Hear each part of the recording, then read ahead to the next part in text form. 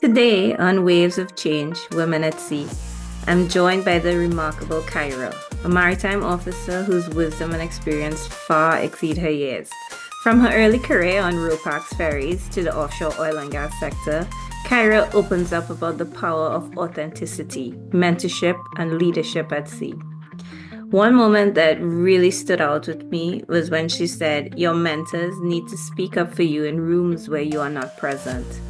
That insight hit me personally, like really deeply, and it reminded me how important genuine advocacy is. Join us for this inspiring conversation about growth, leadership, and the importance of mentorship in the maritime industry. Enjoy! So, hi, Kyra. Thank you for doing this interview with me today. I'm very, very excited because you're well Um, accomplished. And I know you have a lot that you could share with me. So let's just kick it off if you're okay with that. Um, thank you so much for having me. no problem. So, can you tell me what inspired you to pursue a career in the maritime industry and give me a little bit on that journey so far? So it's actually kind of funny. It was at a career fair. It was a career day. I was not looking for guidance. I was just trying to skip school, and pilots had the- well, Trinidad and Tobago pilots were doing a presentation. So I thought it was you just someone's gonna pay you to travel the world and have fun, and in between, Yeah. you do a little bit of work. Um and that wasn't the case, but I did actually enjoy sailing and the career I chose. So I guess it was luck, really. Yeah. Um That's really so that's really interesting because it is a lot of hard work, a lot of hard work. Yeah, but at the time I guess I was like a little bit naive, and you only hear like the good parts. You're not really thinking about like the bad parts of it. Um and well, a lot of them have been really instrumental in my career. I got my sea time with the help of like former pilot master Kurt Duncan, Oh, and okay. like my decision to study in Liverpool was kind of influenced by his experience because he studied in Liverpool as well. Oh, very nice. So, yeah. We, I know Chris also. He's quite a force in the maritime field in Trinidad, and he does quite a lot to help young persons, you know. he does, and he's known internationally as well. Last year I attended the Nautical Institute had like a meeting for like members of well the council meeting, general council meetings, and everyone knows good. Like everyone's like, hey, Nice. good Duncan, good Duncan. So has it been different transitioning from because you right now you work with anchor handlers and PSVs, but you were on RoPax initially. Yes. That was really, I mean, so I did my cadetship on the passenger ferries between Trinidad and well, the RoPax ferries between Trinidad and Tobago. Um, so that was a government service or a government charter. Mm-hmm. And it's like totally different working in the oil and gas industry. For one, the trades were different. Because it's more of like a commercial operation as opposed to like a government service. There was like there is a lot more emphasis on like efficiency and Oh, yes. sticking within certain KPIs and professional matrices. So that was different also. Like the operations are entirely different. Um I had it was a bit of a steep learning curve, especially because the nature of like a lot PSV work in particular, um you're kind of supposed to be you're very self-sufficient as an officer. So you're expected to run a shift in a way that, like, on passenger ferries, the chief mate would have been more involved in that aspect. Okay. So it was, and that was my first contract as an officer. So it was a bit of a transition. Yeah. The crew that I had a really good crew. I think that that's the only reason why I survived. Um, and just having like a really good crew and being willing to learn and being open to that like level of mentorship. The second officer, I worked with Rich. That's how I know Richard. Ah, So okay, he okay. was like a really big help during all of that. Yeah, and he told me that he said she is extremely smart. He said you really know your stuff. So, so okay, let's get into some of the good stuff, right? So, one of the reasons why I wanted to do this podcast was because I wanted to give a voice to women because we know that the maritime industry is predominantly male. So, Right. how do you face those challenges and how do you overcome them? Well, I would say like one of the main challenges you get because there aren't a lot of women in the industry is that you tend to be the expectation of some people is that you're like the women that they worked with previously or who may have like who've been in the industry longer than you before you. So it's very easy to kind of like because they have those sorts of expectations, it's easy to kind of lose your sense of identity and feel as though you have to sort of conform to what those expectations are. So I definitely say having a strong your own personality and establishing what your own identity is early on is kind of important. I'll go further to say like who you are as a person, like your values, your morals, the Mhm. type of leader that you want to be, style of leadership that you want to have is important that you establish that early on and you maintain, you're consistent with that. So you Yeah, sort of like, I guess, like some type of personal branding almost. yeah, Um, and so then you just have your own identity and you create a space for yourself. The other thing I think that's like really important is just having a good network of mentors and just people in the industry who are, I guess, where you want to be. hmm, And not just knowing these people, but also like certain expectations for them where, you know, I don't want my friends or my mentors to just like, oh, you're great or you're smart or you're this or that. It's really important that they convey that sentiment in the rooms that matter. ah, yes, Um, mm-hmm. yeah, and really help in tangible ways to advance your career and your goals. So Yeah, I think having that those communicating those expectations early on is super important.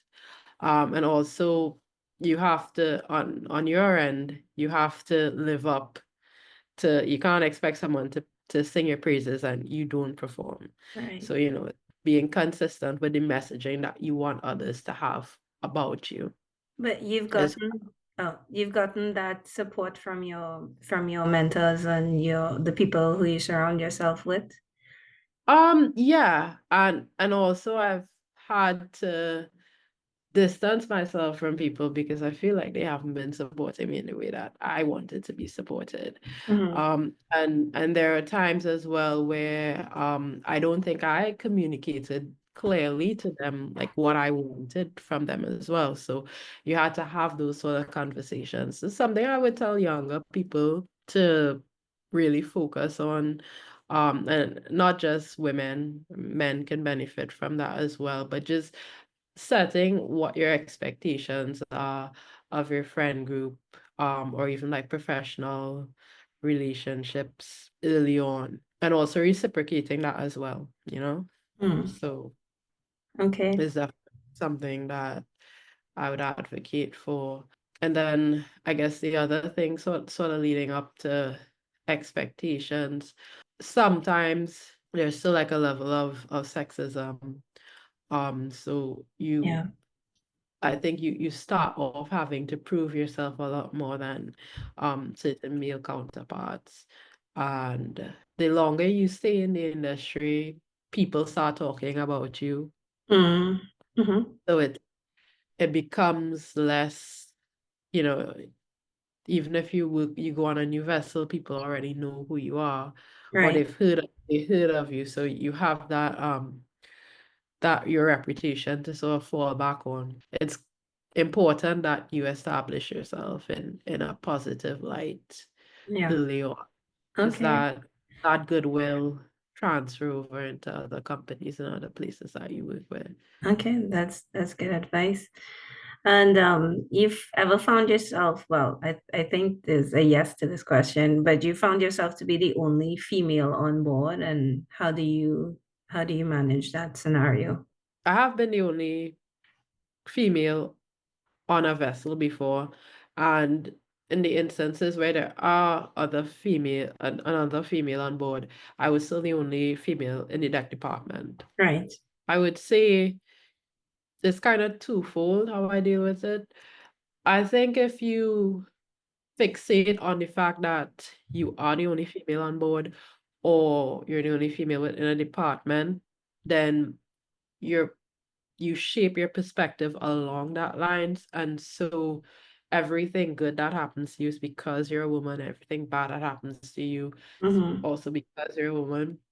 So I think sometimes it's easier to try to step back and just not define yourself by that demographic. And then I think another thing that's super important is also giving the other people that you work with a bit of grace. Because a lot of times it might be the first time that they're working with a female, so it's sometimes a bigger adjustment on their end than it is on your end.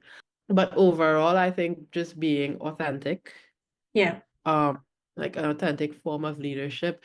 So you want to be fair to everyone. You want to be yourself and who you are, what your values are, what you stand for, what you don't stand for. And I feel like people respect that and they gravitate towards that. Right. You're able to have a better relationship with your crew because they would value you for who you are. And at some point, if you're pretending to be something that you're not, people see through the facade. And no one respects someone who isn't authentic or is a Right. fraud. Yeah. So I would definitely say just that. And it goes back to my initial point of like having a good sense of self and what type of person you want to be. And it's kind of like influenced by the captains and the other people you've worked with. You see like the things that work with them, how they handle conflict,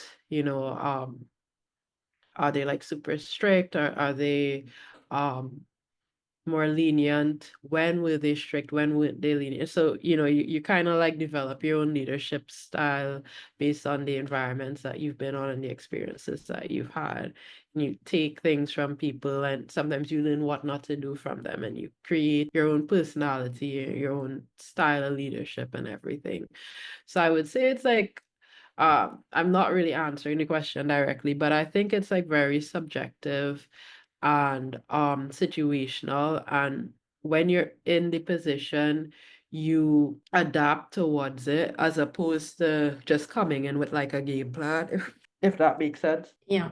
So you consider your leadership style a bit more authentic. Yeah, and dynamic. I Mhm.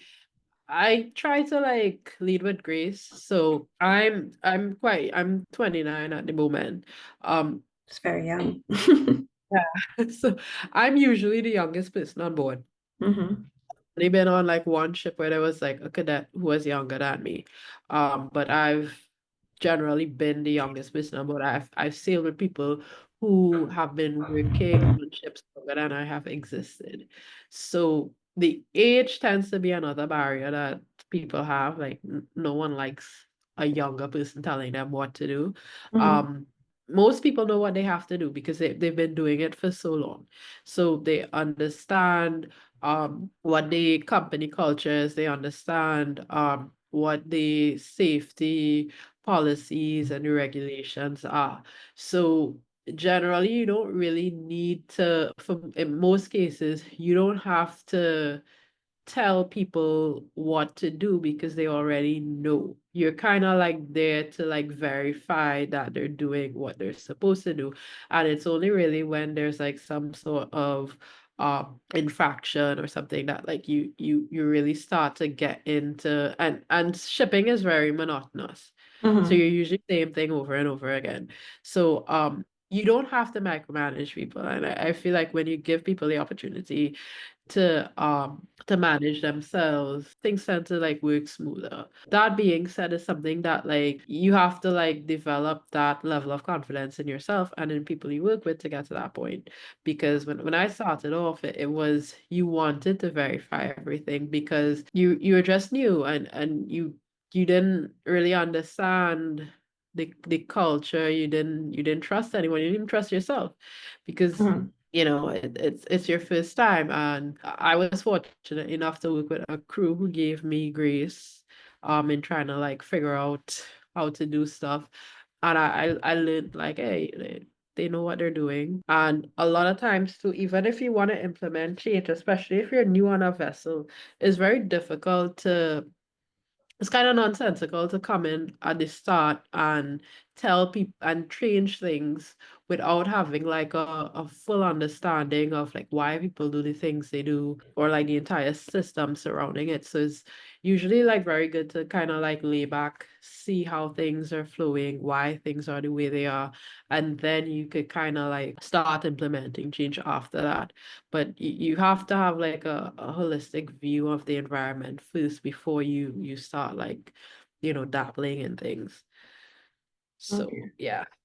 And you're currently pursuing your MBA, right? So you have your chief officer's license and you're currently pursuing the MBA. Um, it should be finished this year. Oh, very nice. And why you decided to do the MBA also? I wanted to have options to transition ashore. Mm-hmm. That was basically it. Shipping isn't what it used to be. It's a very weird industry now, especially on board, because on one hand, you have this like all these headlines about like shortage of like trained seafarers and officers. Right. Um, and then on the other side, there is the industry is introducing a lot of automation. There's a lot more AI is coming into the mix. Yeah. And then it's moving towards very lean operations, and being super efficient. So there is a lot of commercial pressure to keep wages where they are or even reduce wages. And so you're seeing in order to reduce operating costs, a lot of companies are switching to um labor that may be a bit cheaper. Mm-hmm. So it isn't as lucrative as it was before for like Okay. seafaring, as well as you're expected to do a lot more. There's a greater commercial pressure now than when I started. Yeah. And so it just isn't as I think I still like sailing. I like being in the industry. I like being on board, but I don't want to reach that point where I don't want to sail and I have to figure out what am I gonna do. So I think Right. it's like better to prepare for your departure. Um No, yeah. it does make sense. I think a lot of people do have a transition to shore plan that they put in place while they are working at sea. Yeah, so I think and it's better to do it now because I'm still in my 20s. I don't have kids or any like major responsibilities, dependents or commitments. So it's a lot less pressure on me now to do it than if I were to like wait to a point where I have like a mortgage or like husband or something. And Yeah. then you have like a lot less, you have more restrictions and what you cannot do, less free time. So it's Yeah. getting easier to do. True. So I'd like to just touch on probably the last question. I'll probably try to do this in the two parts. So what advice would you give to young women who want to come into the field, keeping in mind the male-dominated aspect of it? And what changes do you think that are required in the maritime industry to make it more inclusive and supportive for women? So that's a very, Yeah. I would say the first thing would be definitely surround yourself with a good network of mentors, and just people you can depend on. There are a lot of professional organizations like the Nautical Institute that you can be part of. That was a shameless plug. No, no, But no. yeah, there are a lot of professionals. On a serious note, there are a lot of professional organizations that you can join to help gain like a good network and have like, access to mentors and people within the industry who can provide you with guidance. As I was saying before, having a very strong sense of self and defining what your values are, um, and your leadership style quite early on in your career. It, it subject to some sort of fluctuations as you grow and develop in life, but definitely having a strong idea from the onset. And I would also say to invest in yourself, no matter what stage of your career you're at. Do not underestimate the value of continuous professional development, um, because you never know what opportunities may arise, Right. Yeah. different ways you can pivot. And it's always better to have those options available to you than not being able to access it because of lack of training or certification. So yeah. And what about the changes? What do you think that we need to work towards changing in the maritime industry right now that would probably help it be more inclusive for women? So definitely like on board ships or just in the industry as a whole, just making it a more welcoming and friendly environment towards women. And I think that could be achieved one by having more diversity training on board and the inclusion of certain benefits to protect women, particularly in maternity benefits, and having a pathway for them to re-enter the workforce after they give birth. Because I know quite a few women who transition to more shore-based careers because of like family goals and that sort of stuff.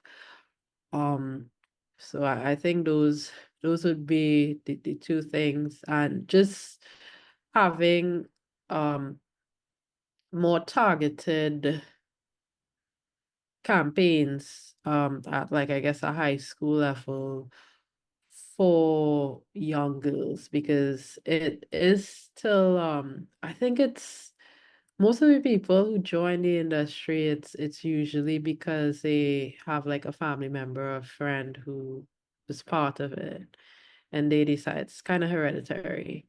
Um, so I think even like having that like early education or being involved in the education system at a younger age, being involved in like outreach programs for like teens and stuff, you can have like a greater female participation, that level joining colleges and stuff. Because that's so true because it's exactly how I got into the field. It was from my dad who was a captain. I think a lot of us get there through that pathway. Yeah, I mean, I guess I'm like a testament of that because it was at a career fair, Yeah. um, and it I wasn't even planning on doing it. I wanted to have a career in banking, in corporate Ah. banking, yeah, and investment. Wow, from banking to offshore operations to navigation. Yeah, That's a big leap. it was so weird, and I was on the merit list for economics, but I was Wow. yeah, so everyone was like, what are you doing? But I don't regret it. It's like a lot of fun. That And it's I'm like very interested and passionate about. that's important that you don't feel regret towards it. I think that's very important because I left the field to get onshore, and I try to think that every woman who works in the field, who's out there like you know, just by your presence being there, you're making change, you know, and I think that's what's really, really important. Thank you. I I think also it's like it does the visibility does help when women or young girls see women in the industry. It Yes. makes it more realistic, instead of like a pipe dream sort of.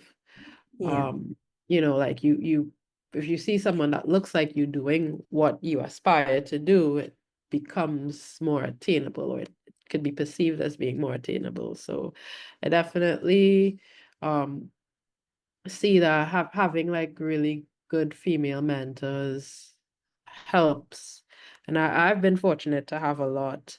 My program leader was female. When I started off in the port, the Charmin Lewis was there. She was the CEO of the Port Authority. The head of maritime services was Beverly Phillips at the time. She was female. Yeah. Um, so I was like surrounded by a lot of women. There was Nicole Kwashi, there was Michelle Scipio who sang. So there was like a lot of women I saw in like senior management positions that so it was never even like I don't think I even questioned if it was attainable, because clearly it was. There were like so many examples.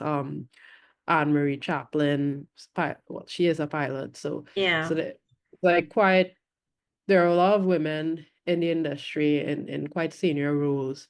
So that I think has helped to shape the next generation as well. So And uh, I guess it's a legacy you look to leave behind also. And at your time in the maritime field, the same because other young girls would be looking to you and they would see, wow, look at what she's done, and it would be like a beacon of hope for them. I I I think haven't really thought about that, to be honest. Because I still see myself as like growing and like trying to be up there. So I don't really I wouldn't like classify myself with those women. Um to no, be honest. I think you have to. I think you are there already because I Uh-huh. remember at one point in time when I was a cadet and I was in I can't remember exactly. It was such a long time ago, but there was a female chief officer on a sister ship that to the vessel I was on, and I was so like enamored with this with this woman. I just was so interested in everything about her. I wanted to meet her so badly, you know. And I did get the opportunity to one time when their vessel came alongside ours. And you don't even know, but I'm positive you are an inspiration for other young women out there.